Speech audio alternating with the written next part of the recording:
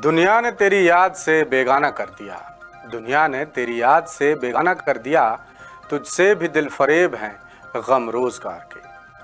फैज अहमद फैज ने यह शेर शायद छत्तीसगढ़ के बेरोजगारों को ध्यान में रखकर ही लिखा था, क्योंकि छत्तीसगढ़ में बीजेपी सरकार को 1.5 साल आए हो गए हैं, लेकिन सूबे की सबसे बड़ी समस्या बेरोजगारी का फुल प्रूफ मॉडल अब तक तैयार नहीं हो पाया है।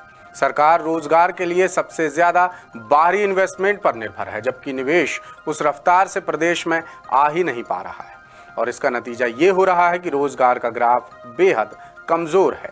इसका पता इसी बात से चलता है कि प्रदेश में पढ़े लिखे रजिस्टर्ड बेरोजगारों की संख्या 16 लाख से ज्यादा है, लेकिन बीते 1.5 साल में सरकार महज 7,000 बेरोजगारों को ही रोजगार दिलवा पाई है।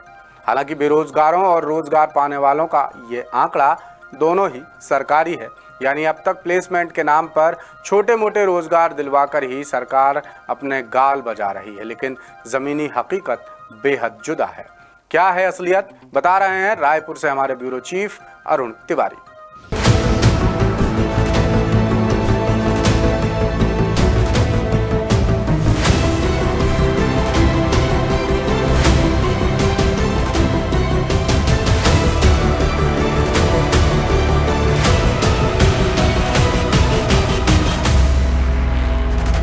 हे सरकार दीजिए रोजगार, युवाओं की यही है सबसे बड़ी मांग।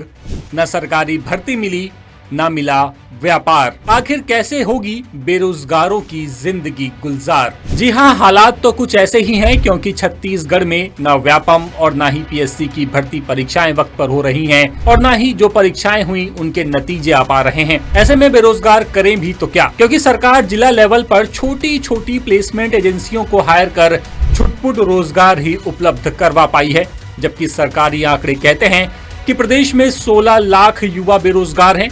ये वो आंकड़ा है जो रोजगार पंजीयन कार्यालयों में दर्ज है। शायद सरकार बनने से जून 2025 के रोजगार के आंकड़े देखें तो ये रिपोर्ट बेहद परेशान करती है, क्योंकि सरकार महज 7,000 युवाओं को रोजगार दिलवा पाई है और इन 7,000 लोगों की नौकरी भी किसी सरकारी विभाग या फिर बड़ी कंपनी में नहीं लगी, बल्कि प्रदेश की छोटी कंपनियों में काम चलाऊ रोजगार मुहैया करवा दिया गया। दूसरी तरफ तत्कालीन रोजगार मंत्री विजय शर्मा अपने गृह जिले में ही करीब 250 लोगों को काम दिलवा पाए। अब रोजगार मंत्री बदल गए हैं और विजय शर्मा से ये प्रभार लेकर के किसी और को दे दिया गया है। अब युवाओं को रोजगार दिलाने का जिम्मा नए मंत्री गुरु खुशवंत साहेब के पास है, लेकिन जिलों से जो बेरोजगारी के आंकड़े मिले हैं वो काफी परेशान करते हैं। बात अगर जिलावार बेरोजगारों की करें तो दुर्ग में सबसे ज्यादा 1,13,571 युवा बेरोजगार हैं। बिलासपुर में 1,05,474 युवा बेरोजगार हैं।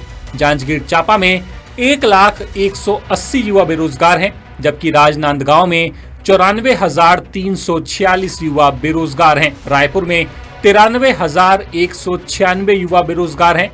रायगढ़ में 66,436 युवा बेरोजगार हैं। कांकेर की बात करें तो यहाँ पे संख्या 61,166 है।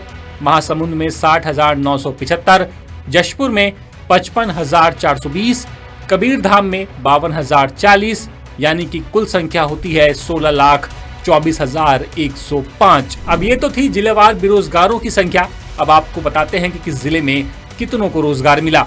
राजनांदगांव में 1,173 लोगों को रोजगार मिला, रायपुर में 978, दुर्ग में 918, जांजगीर चांपा में 746, बिलासपुर में 561, रायगढ़ में 450, सूरजपुर में 398, कबीरधाम में 268, कांकेर में 155 और जशपुर में 114 लोगों को रोजगार मिला। और जिन लोगों की नौकरी लगी उन्हें security service, beauty salon, home care, बीमा सेवा केंद्र, life insurance, Sumit Bazaar, Airtel fibre, Victor Finance, Shriram life insurance, public school जैसे क्षेत्रों में रोजगार दिया गया। यानी आप खुद सोचिए यहाँ इन्हें कितनी ही सैलरी मिल रही होगी। कहते हैं कोई भी काम छोटा या फिर बड़ा नहीं होता, लेकिन हमारा मकसद किसी काम का मजाक उड़ाना नहीं, बल्कि ये बताना है कि यहाँ काम करने वाले युवा काफी पढ़े लिखे हैं। इन्हें सरकार से उम्मीद थी कि सरकार बड़े बड़े उद्योग लगाएगी जिससे अच्छी नौकरी मिलेगी, लेकिन उद्योग ही उम्मीद के मुताबिक नहीं आए।